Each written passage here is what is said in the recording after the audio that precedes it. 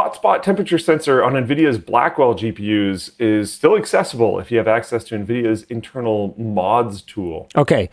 Since that headline was written, this has gotten a little bit more complicated. Let me do the read for this one, just in case they missed something.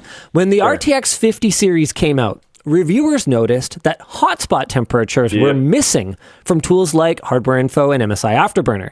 And while it looked like NVIDIA had gotten rid of the feature, like it was no longer reported by the die, turns out the sensor was still there. It just wasn't accessible through the usual software. Well, Paulo Gomes, I assume, a Brazilian repair technician and YouTuber, investigated a customer's Gigabyte RTX 5070 Ti that was mysteriously throttling despite showing normal GPU temperatures in Windows. In Linux, Gomez was able to use NVIDIA's internal mods, so modular diagnostic software, to discover the hidden hotspot sensor was hitting 107 degrees Celsius, even though the standard tools reported only around 68 degrees Celsius average GPU temperatures. And this was exactly why enthusiasts cared so much about being able to access hotspot temperatures, because it would reveal if a bad mount or a bad paste job was making it so that overall the die was cool enough, but the hottest zones, the most compute intensive parts of the chip, were overheating. He disassembled the card, found poor thermal paste coverage. Okay, yeah, there you go. So that's exactly what I was talking about. He reapplied the paste and confirmed that the hotspot temperature dropped and the throttling disappeared. Linus comment, so they did put that in here. This seems to have been starting to make its way into regular tools. So I think Hardware Info 50 series hotspot. Hold on, I'm just going to Google this live. I think, yes. Hardware Info, this is 2 days ago, according to Video Cards, adds RTX 50 hotspot temperature reporting. RTSS can display it now too. So I'm a little frustrated because while I'm not sure that NVIDIA ever said formally that it was removed, they certainly didn't do anything to correct the speculation that it had been removed.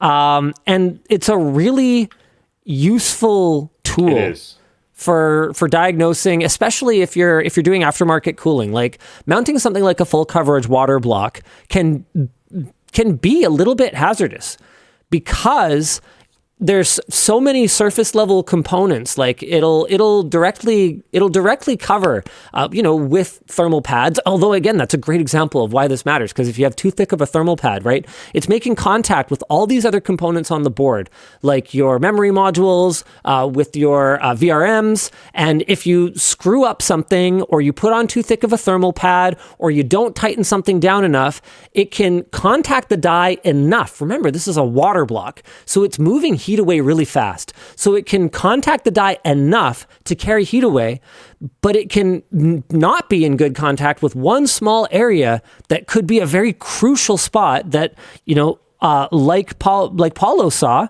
that could cause the card to thermal throttle. And if we don't have access to that temperature sensor, then we have no way of knowing if that's happening. So taking away useful tools that help us diagnose hardware is just like, not cool?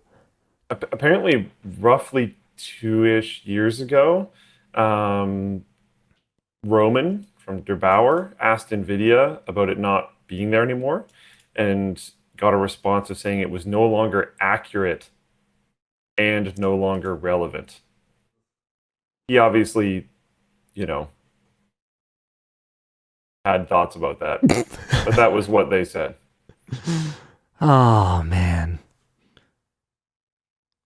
Yeah, there's some comments saying effectively exactly this, but I had the thought of telling Der Bauer that some thermal measurement doesn't matter. What if they knew who he was? I mean, if it's not accurate, then that's one thing. But this proves, though, that they're taking action on the behavior of the GPU based on this number. Yeah. Well, okay, which one is it, NVIDIA? Is it inaccurate and irrelevant, or is it actionable because it cannot be both. There's a lot of speculation. Yeah. But it makes sense to me. But it is still obviously speculation, saying that maybe, you know, the modern cards run really hot, and maybe it would have been bad for perceptions or sales or marketing or whatever to have these hotspot sensors blasting out crazy high numbers. Bad for marketing is the only real reason that I can think of for them It's no longer relevant to the interest of selling more graphics cards. Maybe no longer relevant to the user. I see. But yeah, this is just one thing I found. I don't know if they've had a more recent statement on that. I doubt it. I think everyone just kind of accepted it and moved on. Yeah. Well, either way, I'm glad to see that this is out in the open now because it's a very useful tool.